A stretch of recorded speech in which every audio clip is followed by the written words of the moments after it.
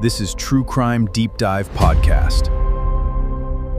Imagine for a second that it's late at night. You're walking through your house, going through that deeply familiar evening routine.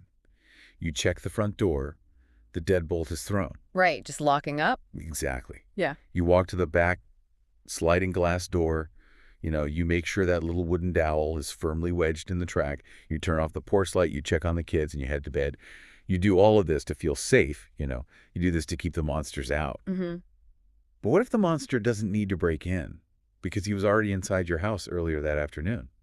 Yeah, that's the truly terrifying part. What if, while you were at work, he casually walked through your kitchen, unlocked a very specific window in the guest room, completely unloaded the revolver you keep in your nightstand, and then, just slipped back out, just waiting in the bushes for the sun to go down? It completely shatters the fundamental illusion of safety. I mean, the home is supposed to be the fortress. It is the one place where you have absolute control over your environment. And this predator turned the fortress into a trap.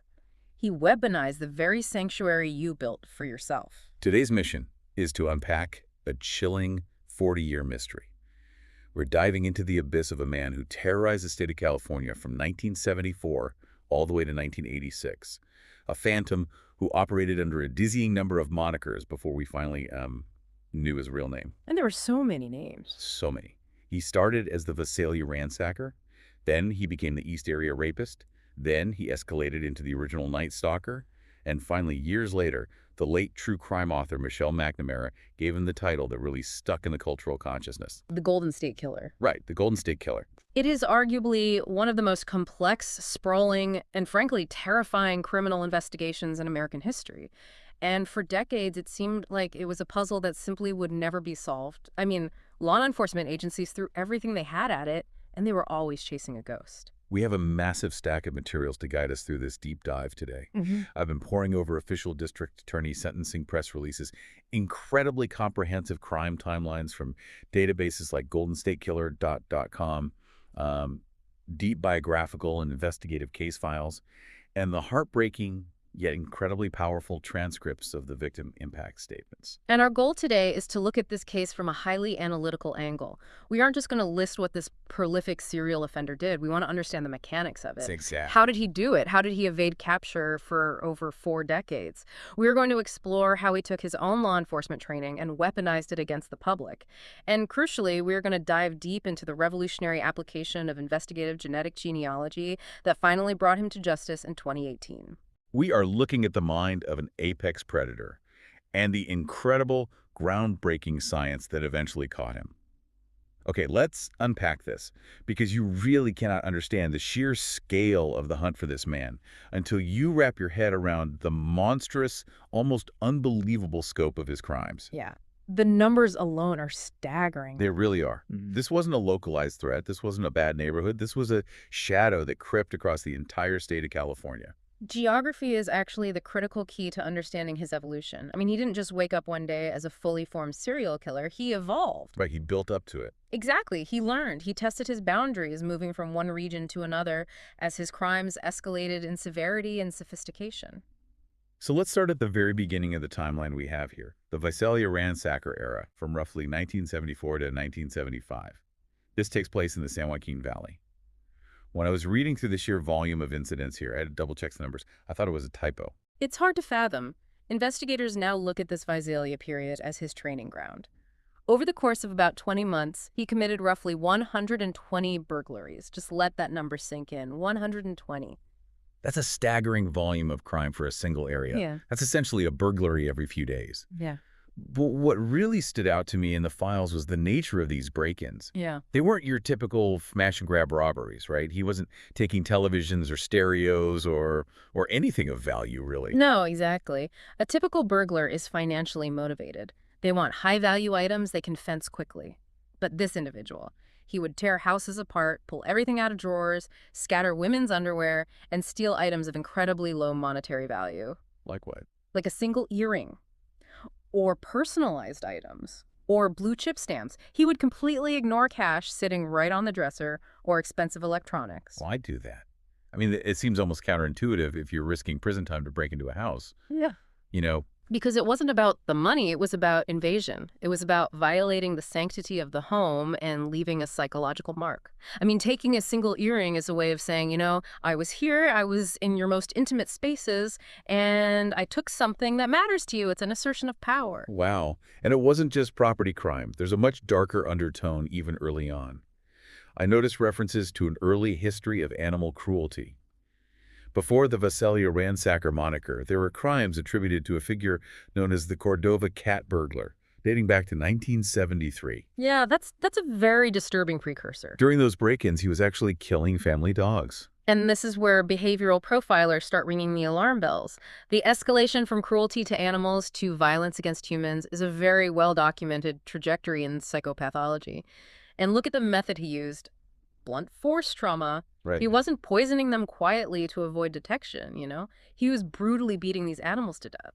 It feels like there's a dual purpose there. On one hand, he's eliminating an early warning system, right? The dog that would bark and wake the family. But on the other hand, the sheer violence of it suggests this underlying rage that goes way beyond mere tactical necessity. That is a crucial observation. Tactical necessity dictates silencing the animal. Blunt force trauma dictates a desire to destroy. He was practicing violence. He was testing his own capacity for inflicting lethal harm. And that rage inevitably boils over from animals to a human being in September 1975, his first confirmed murder.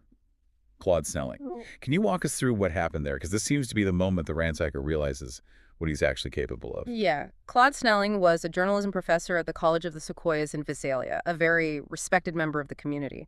In the middle of the night, Snelling wakes up and catches the ransacker attempting to kidnap his 16-year-old daughter, Elizabeth, right out of their home. Oh, my God. So Snelling runs out to protect her, acting purely on paternal instinct. The ransacker, who is armed, shoots Snelling twice, killing him, before fleeing the scene and leaving the daughter behind. It's a critical turning point. Yeah. I mean, he has now crossed the ultimate line. He's taken human life. Yes. And typically, when an offender who is primarily a burglar commits a murder, especially if it was somewhat reactive, as in he was interrupted, they might go dormant, they panic, the heat is on. But he doesn't stop. No, he doesn't. He relocates and he mutates. Which brings us to the East Area Rapist era, spanning from 1976 to 1979.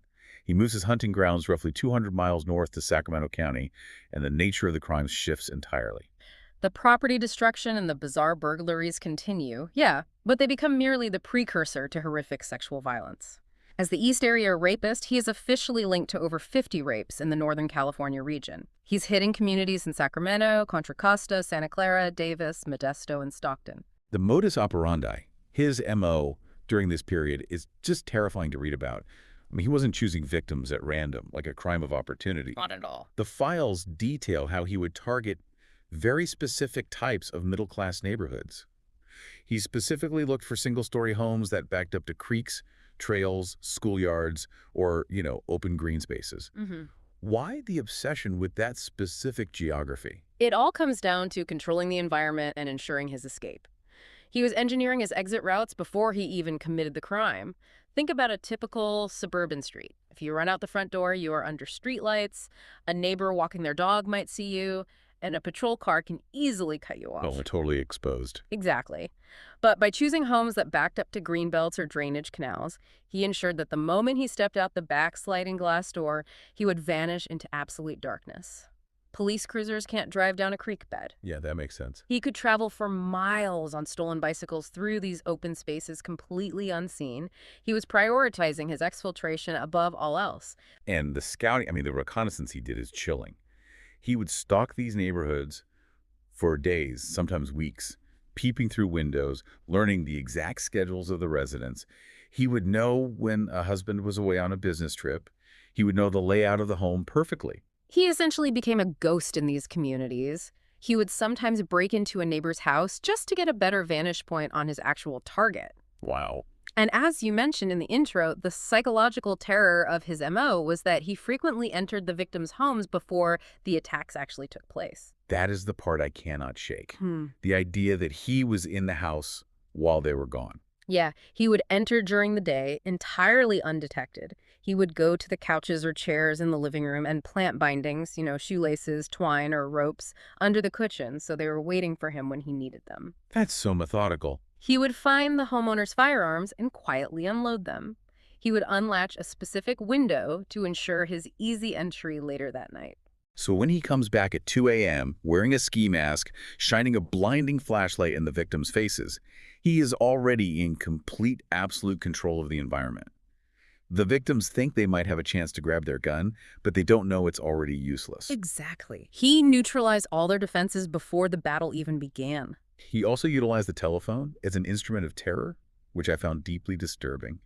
He would call future victims for months in advance, just breathing on the line, or asking for someone who didn't live there. He was doing this to verify their routines, right? To know exactly when they were home alone. Yeah, it was a reconnaissance tool, but it didn't stop there. He would call victims after the attacks, too. He would whisper threats, telling them he was watching them, telling them he was going to come back. The sheer psychological warfare is astounding. He wanted to extend the terror far beyond the physical assault. It was entirely about power. And what is deeply unsettling about this East Area rapist phase is how he handled couples. Initially in Sacramento, he targeted women who were home alone. But as he grew bolder, he started targeting couples sleeping in the same bed. I have to admit, reading this part confused me at first. How does one average-sized guy with a flashlight control two adults? Through overwhelming surprise, blinding light, the threat of a firearm, and severe psychological manipulation, he would wake them up in the dead of night. He would point the gun, shine the light directly into their eyes so they couldn't see him, and issue rapid, violent commands. So they're completely disoriented. Completely. And then he would force the woman to tie up the man using those pre-planted shoelaces he had hidden under the cushions earlier. Once the man was incapacitated, he would bind the woman himself. And this is where he introduced that infamous, twisted psychological torture device with the dishes. I've read a lot of true crime, and this specific detail is one of the most diabolical things I've ever encountered. It is a masterclass in sadistic control. He would go into the kitchen, gather dishes, usually teacups, saucers, or plates, and balance them on the back of the bound male victim who was lying face down. Okay. He would then lean in and tell the man, if I hear those dishes rattle, if I hear them fall, I will come back in here and kill everybody. So he essentially paralyzed the husband with fear. Precisely. He then took the woman into another room to assault her. Think about the psychological torment of the husband. He is forced to lie perfectly still, his muscles cramping, listening to his wife being brutally attacked in the next room, knowing that a single involuntary flinch, a single rattle of a teacup, meant instant death for both of them. It's sadistic on a level that is hard to even comprehend. It really is. It is pure, unadulterated evil. And this East Area rapist era wasn't just rapes. It also includes the tragic 1978 murders of Brian and Katie Maggiore. Right. Brian Maggiore was a military policeman at Mather Air Force Base. He and his wife Katie were out walking their dog in Rancho Cordova on a chilly February night. And they happened to be in an area where several East Area rapist attacks had recently occurred. The consensus is that they essentially stumbled upon him while he was prowling, correct? That is the working theory of investigators, yes. They likely interrupted his reconnaissance. There was some kind of confrontation. The Maggiores realized the danger and fled, but he chased them down into a nearby backyard and shot them both to death. And what tied it to him? Because he wasn't known for murder at that point in Sacramento. What tied it to him was a pre-tied shoelace, identical to the ones he used in his sexual assaults, found near the scene. It showed that his need for self-preservation trumped everything. If he felt cornered or exposed, he would not hesitate to execute two innocent people walking their dog. Which brings us to his final, most lethal mutation. The original Night Stalker era, from 1979 to 1986. He leaves Northern California and moves down to Southern California, Santa Barbara, Ventura, Orange counties. And the rapes, they escalate entirely into serial murder. Yeah. When he moves south, the foundation of his MO, the bindings, the home invasions, the elaborate stalking, the entry through sliding glass doors, all of that remains identical, but the ultimate outcome changes. He doesn't leave survivors anymore. No, he doesn't. He crosses the threshold completely. He murders at least 10 people in Southern California. Looking at the timeline, the pace and brutality are horrifying. Deborah Manning and Robert Offerman in Goleta, Lyman and Charlene Smith in Ventura. And Lyman was actually a prominent lawyer about to be appointed a judge. Right, high profile. Patrice and Keith Harrington in Dana Point, Manuela Withone in Irvine, Cherry Domingo and Gregory Sanchez in Goleta, And finally, Janelle Cruz in Irvine in 1986, which is his last known crime. In these Southern California murders, he often used blunt force trauma to kill his victims after binding them. He frequently used heavy objects found at the scene, like logs from their own fireplaces or pipe wrenches. It's so visceral. He was completely uninhibited at this point. The sexual assaults continued, yes, but they culminated in brutal, messy homicides. It's hard to even wrap your head around the sheer math of this toll. Ooh. We were talking about 13 confirmed murders, over 50 rapes, and more than 200 burglaries spanning across a massive geographic footprint over a 12-year period. You know, as I was trying to conceptualize this, jumping from Visalia to Sacramento to Southern California, it makes me think of a virus. A virus? How do you mean? Well, think about the mechanics of how a virus operates. It enters a host system, in this case, the San Joaquin Valley. It's relatively weak at first. It causes property damage. It kills animals. It figures out how to survive. It tests the defenses. Okay, But then it adapts. It mutates and spreads to a new, larger system, like Sacramento. It becomes much more virulent, causing immense trauma and suffering through the rapes. It figures out exactly how to beat the local antibodies, which are the local police departments. And then it mutates a final time, moves to Southern California, and becomes a fully lethal apex predator. It just kept adapting to its environment, becoming more destructive with every iteration. That is a very apt, if deeply chilling, analogy. And to take your virus metaphor one step further, biologically speaking, a virus is most dangerous when it evades the body's immune system, right? Right. When the white blood cells don't recognize it as a threat because it mimics the body's own proteins. And that is exactly what happened here. The system designed to catch him couldn't see him because he was made of the exact same material they were. Which opens the door to what is arguably the most disturbing aspect of this entire deep dive. How on earth does a criminal operate with this level of precision for over a decade, across multiple jurisdictions, leaving hundreds of victims in his wake, and completely evade capture? The answer is as simple as it is terrifying. He was trained by the very people who were hunting him. He knew their playbook because it was his playbook too. Let's really look at the biography of Joseph James DeAngelo. This is a man whose entire adult life, prior to his ultimate firing from the police force, was steeped in intense military and police training. Right. He joins the U.S. Navy in 1964. He serves for 22 months during the Vietnam War as a damage controlman on two vessels, the USS Canberra and the USS Piedmont. Now wait, let's explain what a damage controlman actually does, because when I first read that I thought, okay, he fixes pipes, you know. But it's much more tactical than that, isn't it? Oh, far more. A damage controlman in the Navy is essentially a shipboard firefighter and emergency responder. Their job is to know absolutely every inch of a ship's incredibly complex layout. So they're navigating these massive ships. Exactly. They handle emergencies, fires, hull breaches in the dark. They are rigorously trained in compartmentalization, identifying escape routes, and maintaining spatial awareness in high-stress, low-visibility environments. So he is literally being trained by the U.S. military in how to navigate complex structures under pressure, in the dark, while things are going wrong. Exactly. He is mastering the art of moving unseen and maintaining composure when the environment is hostile. After he leaves the Navy, he dives headfirst into law enforcement academia. He attends Sierra College, where he graduates with honors, earning an associate degree in police science. Honors, so he's smart. Very. Then he transfers to Sacramento State University and earns a bachelor's degree in criminal justice in 1971. He even goes on to take postgraduate courses and completes a 32-week police internship in Roseville. He isn't just a beat cop. He is studying the actual science of policing. He's learning how crime scenes are processed. He's learning what trace evidence police look for, how they construct perimeters, how they build suspect profiles. He is getting a masterclass in how not to get caught. And then he puts on the badge. From May 1973 to August 1976, he is a sworn police officer in Exeter, California. And here's the kicker. He works specifically in the burglary unit. Which perfectly overlaps with his time as the Visalia Ransacker. Yep. He is a burglary detective by day, taking reports from terrified citizens, and the most prolific burglar in the neighboring town by night. The ultimate irony here, which is just mind-bending when you really think about the logistics, is that while he was an officer in Exeter, his department was actively assisting the Visalia police in trying to catch the ransacker. DeAngelo was literally assigned to help search for himself. Wait, I have to push back on that. How does that even work? How does he sit in a briefing room, looking at police sketches of himself, listening to detectives strategize on where the ransacker will strike next, without giving himself away. Because of the arrogance of the psychopath? I mean, he probably reveled in it. He had inside knowledge of the entire task force. He knew where the stakeouts were going to be. He knew their every move. Exactly. He knew what evidence they were collecting, and more importantly, what evidence they weren't finding.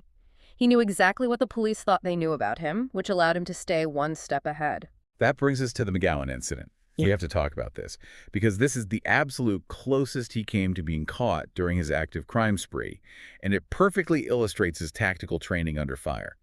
This is December 1975 in Visalia. Right. So the Visalia Police Department had set up a stakeout in a neighborhood the ransacker was known to frequent. Detective William McGowan is sitting in the absolute darkness inside a detached garage on West Coea Avenue. Just waiting. Yeah, he's freezing. He's been there for hours. Around 8:30 p.m., a masked man enters the backyard, creeping toward the house. McGowan steps out of the garage to detain him. He identifies himself as police and fires a warning shot. Now, a normal burglar, a teenager or an amateur, panics here. They freeze, they drop to the ground, or they run blindly. But DeAngelo doesn't panic. He feigns surrender. Right, he plays along. He puts his hands up, he screams, "Oh my God, don't shoot," and he actually takes off his mask. But it's a calculated ruse. As soon as McGowan lowers his guard just a fraction of an inch, DeAngelo vaults the fence. And this is where the tactical training takes over. As he's going over the fence, in motion, he pulls a revolver with his left hand and fires a shot directly at McGowan's face. Unbelievable. The bullet miraculously misses McGowan by inches, but it shatters his flashlight, plunging the yard back into darkness. In the chaos and the dark, DeAngelo drops his loot, which happened to be a sock full of coins and blue chip stamps, and vanishes into the night. If we connect this to the bigger picture... This detail is crazy to me. McGowan later told people that in that split second when the mask came off, he felt like he recognized the guy's face, like he had seen him before. Which he almost certainly had, because DeAngelo was a neighboring police officer who had literally been in the Visalia station assisting on this very case. They had probably walked past each other in the hallway. So why didn't McGowan realize it? Why didn't he say, hey, that was the Exeter cop? Cognitive dissonance. The human brain struggles to hold two contradictory beliefs at the same time. You don't look at the guy you just shot at in a dark alley, a guy who is a sadistic serial burglar, and think, hey, isn't that the polite new burglary cop from the next town over? Right, your brain just rejects it. Exactly. The brain categorizes police officer and monster in two totally different files. He leaves Exeter shortly after that close call in 1976 and gets a job as a police officer in Auburn, up near Sacramento. And guess what starts happening in Sacramento right when he arrives? The East Area rapist attacks begin.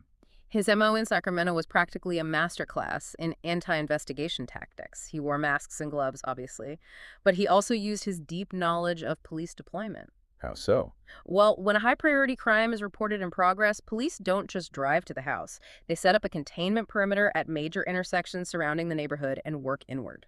DeAngelo knew exactly how large that perimeter would be. So that's why he parked his car blocks and blocks away outside the likely perimeter and used stolen bicycles to move quietly through the green belts. He was bypassing the net entirely. Exactly. He also allegedly used a police scanner to listen to the radio traffic during his crimes. He knew exactly when the call went out, he knew which cruisers were responding, and he knew where they were heading. He was inside the matrix. But this is the question that always frustrated me reading about this era. Okay, he's smart, but he's one guy. Why didn't they catch him from the inside? Why didn't someone in Auburn say, hey, our new guy DeAngelo is matching the description of the East Area rapist? To understand that, we really have to transport ourselves back to the policing environment of the 1970s. Yeah. This is an era before computerized databases, before DNA, before cell phones or email. Right. Jurisdictions were incredibly siloed. The Visalia Police Department wasn't readily sharing their daily field reports with the Sacramento County Sheriff's Department, which is hundreds of miles away. Orange County wasn't talking to Ventura. I get that they didn't have email, but couldn't they just call the next county over and ask if they had similar crimes? They could, but why would they? The idea that a serial rapist from Sacramento would suddenly pack up and start murdering people in Santa Barbara wasn't a common concept yet. The FBI's behavioral science unit was just in its infancy. So they weren't even thinking that way. Right. Furthermore, case files were physical manila folders kept in metal filing cabinets. To share information, they had to use a teletype machine or literally mail physical copies of reports. It's the classic law enforcement phenomenon known as linkage blindness. If the data isn't in your local cabinet, it essentially doesn't exist. And beyond the technology, there's the culture, the blue wall. Precisely. The psychological barrier. The idea that a sworn officer, a guy who rode in the patrol car next to you, a guy who backed you up on domestic dispute calls, could be a sadistic serial rapist and killer. I mean, it was practically unthinkable at the time. They couldn't picture it. The profile they were building for the East Area rapist was of a transient, a degenerate, a social outcast. They were looking for a monster, not a guy with a bachelor's degree in criminal justice who wore a freshly pressed uniform and went home to his wife. Okay, let's unpack the man behind that uniform then, because we've spent a lot of time talking about this methodical, tactical mastermind who planned his escapes meticulously and outsmarted entire police departments. But the reality of Joseph James DeAngelo, the civilian, is pathetic, bizarre, and incredibly volatile. To understand the man, we do have to look at his origins. The historical data indicates a deeply turbulent childhood. He was born in Bath, New York in 1945 to a father who was a sergeant in the Army. And he claimed he was abused, right? Yes. DeAngelo himself reported to psychiatrists later in life that he was regularly and severely beaten by both of his parents. And there's a specific, highly traumatic event that gets cited in a lot of the psychological profiles. While his family was stationed on a military base in West Germany, DeAngelo claimed he was forced to witness the rape of his young sister by 2 airmen in a warehouse. If that event is true, and we have to rely on his own reporting for it, witnessing a violent sexual assault involving a family member at a highly formative age would leave a profound psychological scar. Right. It introduces a horrifying dynamic of power, sexual violence, and absolute helplessness early in his psychological development. Let me challenge that for a second. Yeah. Millions of people suffer horrific abuse or witness terrible trauma, and they don't grow up to become the Golden State Killer. They become social workers or teachers or just regular people trying to heal. What was the specific trigger here that turned trauma into sheer sadism? You're absolutely right. Trauma does not create a serial killer on its own. It requires a pre-existing biological or psychological predisposition, what we often call the dark triad traits: narcissism, Machiavellianism, and psychopathy. So the trauma just sets it off. Exactly. The trauma is the catalyst, the spark that ignites the gasoline. For DeAngelo, that early exposure to sexual violence didn't foster empathy for victims. It fostered an obsession with the power dynamic. He learned that sexual violence is the ultimate way to exert control over another human being. He didn't want to be the helpless bystander anymore. He wanted to be the one holding the power. We really see his need for dominance in his romantic relationships, too. In 1970, he gets engaged to a nursing student named Bonnie Jean Colwell. They were classmates at Sierra College. And by all accounts, the relationship was highly abusive, controlling, and manipulative. He dictated what she wore, who she spoke to. It ultimately ended in 1971 in a very revealing way. A psychology test, right? Yes. DeAngelo demanded that Bonnie help him cheat on a psychology test he was failing. He wanted her to take the test for him. She refused, showing incredible strength, and broke off the engagement. His reaction wasn't just to be heartbroken or sad. He showed up at her window, pointed a gun at her, and tried to force her to come with him and marry him. And the name Bonnie actually echoes through his crimes years later. This gave me chills. It's very telling. During some of the East Area rapist attacks, victims reported hearing him sobbing in the dark or crying out, "I hate you, Bonnie," while he was committing these atrocities. It's a terrifying glimpse into his internal monologue. It shows that he is projecting his rage, his feelings of inadequacy, and his profound sense of rejection onto completely innocent women. He is punishing his victims for the sins he perceived Bonnie committed against him. Wow. He eventually marries a woman named Sharon Huddle in 1973.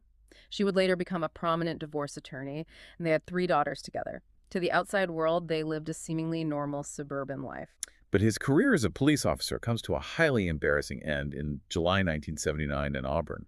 And the details of this arrest are just wildly absurd given what we know he was doing at night. Yes. Keep the timeline in mind.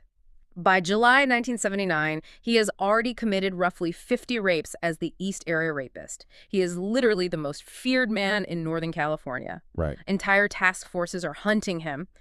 And how does his police career end? He gets arrested for shoplifting at a local pay-and-save hardware store. And what is he stealing? A hammer and a can of dog repellent. items that he literally used in his crimes. It's unbelievable. The East Area Rapist was known to use dog repellent to subdue family pets before entering a home, and he frequently brought tools like hammers to pry open windows. The mastermind serial killer didn't even want to pay for his own supplies. It speaks to his inherent cheapness, but also his arrogance. He thought he was untouchable. But it's his reaction to being caught by the store security guard that is truly bizarre. He didn't just walk away quietly, did he? No, he didn't play it cool. He didn't try to use his police badge to talk his way out of it gracefully, which a corrupt cop might do. According to the reports, he completely lost his mind. He fought with a security guard. He faked a massive heart attack. He literally defecated in his own pants. Yeah, a complete meltdown. And when the sheriff's deputies arrived, he was tied to a chair, rolling around on the floor, feigning absolute insanity, drooling, babbling nonsense, before finally stopping, looking up, and admitting it was all an act. It is the behavior of a cornered animal. It represents a complete and utter collapse of his tactical facade. When stripped of his mask and his gun, when confronted in the daylight where he couldn't control the environment, the mastermind reduced himself to a frantic, pathetic child throwing a tantrum. He's fired from the Auburn Police Department in October 1979 and given 6 months probation for the theft. And true to his vindictive nature, he doesn't just let it go. During the termination process, he stalks the Auburn police chief, Nick Willick. The audacity is just wild. The chief's young daughter actually reported seeing a man shining a flashlight into her bedroom window late at night. Which is the exact signature of the East Area Rapist. DeAngelo even told a therapist, which was required for a stress claim he filed against the city after being fired, that he had gone to the chief's house intending to kill him, but couldn't figure out which window was his. Wow. Willick dismissed it at the time as a ploy by a disgruntled ex-employee to get disability pay.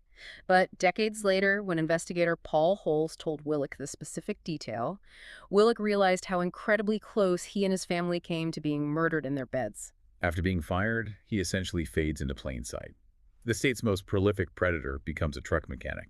He works at a Save Mart Supermarkets distribution center in Roseville for 27 years, eventually retiring in 2017. He's just a guy in the neighborhood with a boat in the driveway, raising kids, mowing the lawn. Although he wasn't entirely invisible, he didn't completely blend in. Neighbors reported that he had a horrible, unpredictable temper. He was prone to loud, profane outbursts. Like the lawnmower incident. Yeah, exactly. If someone mowed their lawn too early on a weekend, he wouldn't just politely ask them to stop. He would stand at the fence screaming unhinged obscenities. One neighbor reported a voicemail where DeAngelo threatened to deliver a load of death simply because their dog was barking. Load of death over a barking dog. The rage was always right there, bubbling just under the surface, ready to explode. But here's the question I have to ask you. Looking at his life, how does someone juggle this? After he was finally arrested, his eldest daughter wrote a letter to the court describing him as a perfect father. Yeah, that was jarring to read. His wife apparently had no idea what he was doing at night. How do you go to a daughter's soccer game on a Saturday afternoon, cheer her on, buy ice cream, and then break into a house and murder a couple with a fireplace log on Sunday night? Is this a split personality? Yeah. Or just supreme sociopathic manipulation? That is the most chilling and difficult aspect of psychopathy for normal people to grasp. It's not a split personality in the clinical sense of dissociative identity disorder. He didn't have a Mr. Hyde that took over without his knowledge. So he was fully aware. Completely. It is extreme compartmentalization. Psychopaths are remarkably adept at wearing masks. The perfect father and loving husband is just another mask, constructed to provide cover and normalcy. He likely didn't feel empathy or love for his family the way a normal person does. He viewed them as extensions of himself, as possessions, and as vital parts of his camouflage. That's terrifying. When he stepped out into the night, he simply took off the dad mask and put on the predator mask. He knew exactly what he was doing at all times. The duality isn't a symptom of madness, it's a symptom of supreme, calculated manipulation. Which makes it all the more terrifying. Yeah. He consciously chose to inflict that pain. And for a long time, he thought he'd gotten away with it. He retired. He beat the system. But he couldn't beat science. No, science caught up. For decades, as you mentioned earlier, these crimes were separate files. The East Area Rapist was a Northern California problem. The original Night Stalker was a Southern California problem. Law enforcement in the 1980s didn't connect a rapist who left his victims alive in Sacramento with a brutal, blunt force murderer in Santa Barbara.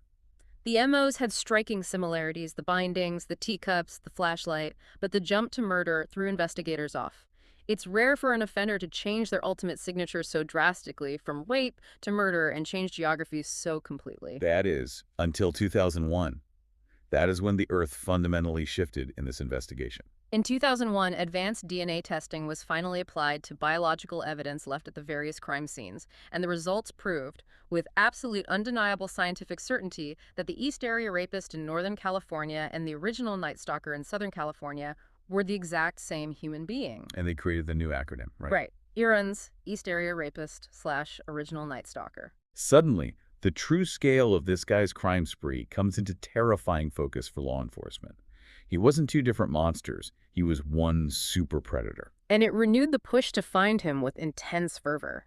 In 2016, to mark the 40th anniversary of the first East Area Rapist attack, the FBI held a major press conference offering a $50,000 reward.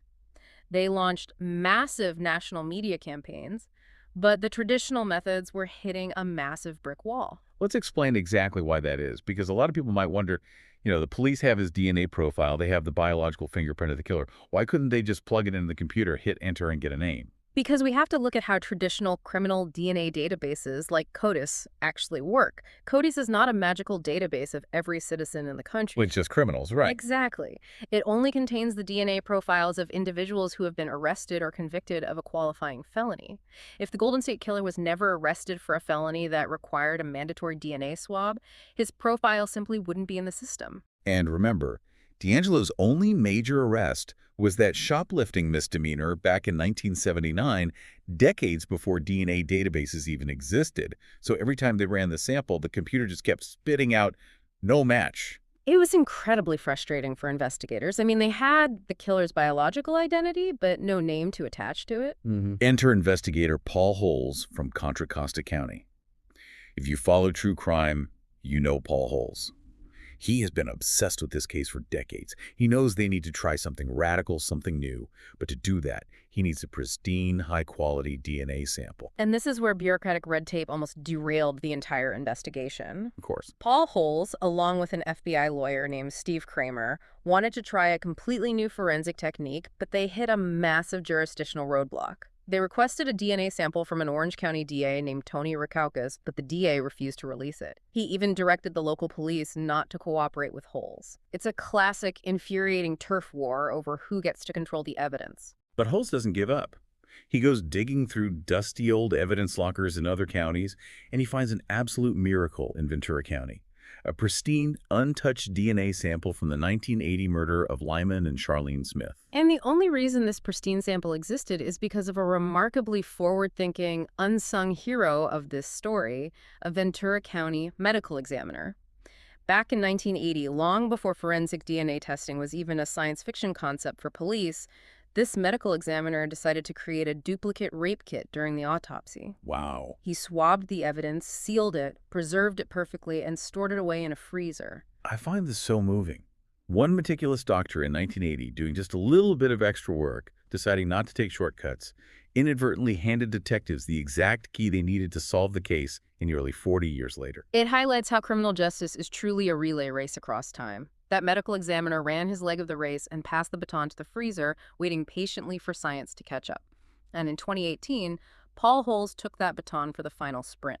And what a sprint it was. Because having the pristine DNA still wasn't enough if he wasn't in the police CODIS system. They had to look outside the criminal justice system entirely. They had to look into the world of ancestry, biology, and family trees. They had to invent investigative genetic genealogy. This is the revolutionary breakthrough that changed forensics forever. Paul Holes, Steve Kramer, and a brilliant genealogist named Barbara Ray Venter decided to bypass the criminal databases entirely. They took the Golden State Killer's DNA profile and uploaded it to a public personal genomics website called GEDmatch. Let's clarify what GEDmatch is. It's not a police database. It's a site where regular people who have taken a 23andMe or Ancestry DNA test can upload their raw data to find distant cousins and build out their family trees. It was completely open source at the time. Exactly. And when they uploaded the killer's profile, they obviously didn't get a direct hit for Joseph DeAngelo. He hadn't taken a DNA test. But they got hits for 10 to 20 distant relatives. How distant are we talking? Like third cousins? Very distant. We are talking about people who shared great-great-great-great-grandparents with the killer. They shared a tiny amount of DNA, measured in centimorgans, that linked them to common ancestors dating all the way back to the early 1800s. So they have an ancestor from the 1800s. Hmm. How on earth do you get from a farmer in the 1880s to a serial killer in 1970s California? As I was trying to understand the mechanics of this, I thought of it like a massive high-tech game of Guess Who. That's a great way to picture it. You start with a giant board of 1,000 faces from the 1800s, and the genealogy team, led by Ray Venter, starts building these massive family trees downward, generation by generation, toward the present day. It was agonizing, meticulous work. They constructed about 25 different family trees, encompassing roughly 1,000 different people. They are looking at birth certificates, census records from 1890, marriage licenses, and then, as you said, the game of Guess Who begins in earnest. They start flipping down the tiles, eliminating suspects one by one based on demographic clues. Right, so tile 1 is the suspect, a woman. We know the killer is male. Boom, flip down all the female descendants on the tree. Half the board is gone. Yep. Tile 2, are they the right age? The killer had to be in his 20s or 30s in the 1970s. Flip down anyone born in 1980. Flip down anyone born in 1910. Tile 3, that they'd live in California during the crime spree. Flip down the cousins who lived in New York or Ohio their whole lives. They cross-referenced these trees with military records, property deeds, and police databases, and as they narrowed it down, crossing off names, they followed a specific branch that led to a man who lived in Citrus Heights, right in the heart of the East Area Rapist's original hunting grounds. Oh, wow. A man who was the exact right age. A man who had been a police officer with specialized training in burglary. A man named Joseph James DeAngelo. Suddenly, the Phantom has a name and an address. But they can't just arrest him based on a family tree. They need absolute forensic proof. They need his current DNA to match the 1980 crime scene DNA. In March 2018, Paul Holes is literally on his very last day before retirement. He drives out to Citrus Heights and parks his car down the street from DeAngelo's house. He sits there, watching the house of the man he has hunted his entire career. The monster is inside. The adrenaline must have been overwhelming. But he doesn't go knock on the door. He makes a crucial tactical decision. He chooses not to approach the house. He knows DeAngelo's background. He knows he has police training. He knows he is heavily armed. And he knows how volatile and paranoid he is. Holes doesn't want to spook him, trigger a violent standoff, or give him a chance to destroy evidence or commit suicide. So law enforcement has to get a stealth sample. On April 18, 2018, detectives quietly surveil his routine. They surreptitiously swab the door handle of DeAngelo's car while it's parked outside. But they need a second, cleaner sample to be absolutely 100% sure before they move in. Right, they can't mess this up. So they wait until trash day. They watch him walk down his driveway, take his garbage to the curb, and once he's back inside, they grab a discarded tissue from his trash can. They rush it to the lab, they run the sequence, they compare the DNA from the discarded tissue in Citrus Heights to the DNA from the duplicate rape kit preserved by that Ventura medical examiner 38 years earlier. It is a 100% match. The Golden State Killer is Joseph James DeAngelo. The science did its incredible job. Now, it was time for the justice system to do its part for the survivors who had waited decades for this moment. On April 24th, 2018, a massive task force of local and federal law enforcement descends on the Citrus Heights home. They take the 72-year-old DeAngelo by surprise as he steps outside. He is finally arrested. Wow. Because his crimes span the entire state, this required an unprecedented joint prosecution. The district attorneys of Contra Costa, Orange, Sacramento, Santa Barbara, Tulare, and Ventura counties all had to band together. And the legal strategy here is fascinating because when they started building the case, they ran into a major legal hurdle, the statute of limitations. Right. In California, the statute of limitations on rape cases from the 1970s had expired.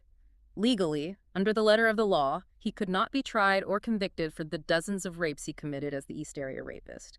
He could only be charged with the 13 murders and a series of kidnapping charges. But the prosecutors and the survivors wanted the absolute truth on the official record.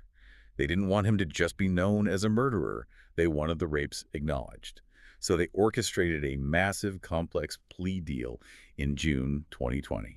To avoid the death penalty, DeAngelo agreed to plead guilty to 13 counts of first-degree murder with special circumstances and 13 counts of kidnapping. But as part of the bargain, the prosecutors forced him to formally admit in open court to 87 crimes across 53 scenes. That's huge. He had to stand there in front of the world and say, "I admit to the uncharged rapes from the 70s. It brought those crimes and those specific victims out of the shadows and permanently into the historical record. In August 2020, the sentencing was held. And because of the COVID-19 pandemic and the sheer number of victims, survivors, and family members who wanted to attend and speak, they couldn't do it in a normal courtroom. They rented out a massive ballroom at Sacramento State University, which ironically was DeAngelo's alma mater. For days, survivor after survivor took the podium. They looked this frail 74-year-old man in the eye and unloaded decades of trauma, anger, and grief. They stripped him of his power. It must have been incredibly emotional. Very.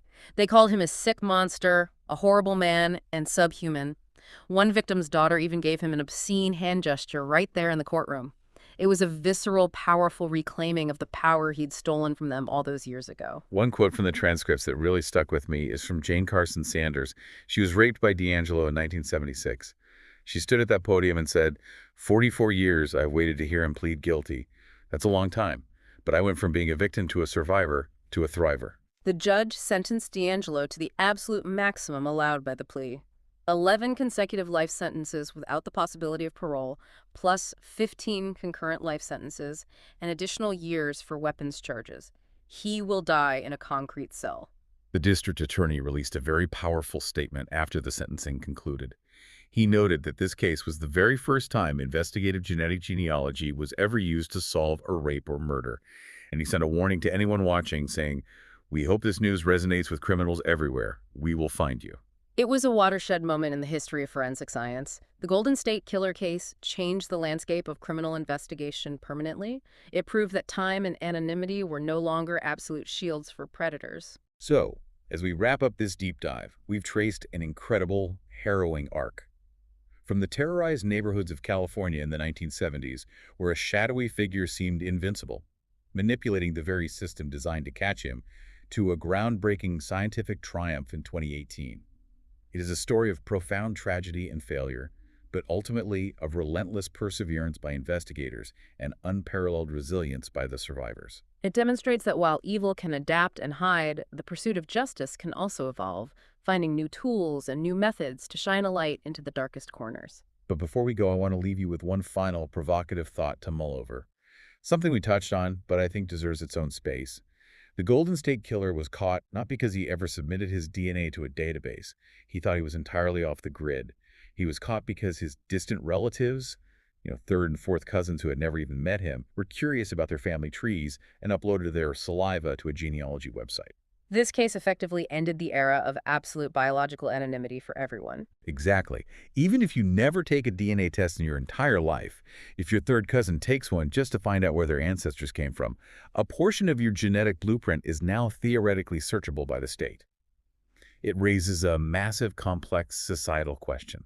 Are we, as a society, willing to sacrifice our absolute genetic privacy for the ability to catch the worst monsters hiding among us? It is the ultimate modern balancing act between civil liberties and public safety. And the legal and ethical fallout from this single case is still shaping that debate today. Think about that tonight as you go through your evening routine. As you check the deadbolt on the front door, as you put the dowel in the slider, we've built incredible new locks to keep the monsters out. But in doing so, we might have inadvertently given everyone a master key to our own DNA. Thank you for taking this deep dive with us. Stay insanely curious. Thank you for watching. To never miss a case, make sure to dive deeper and hit that subscribe button. Until next time, stay safe out there.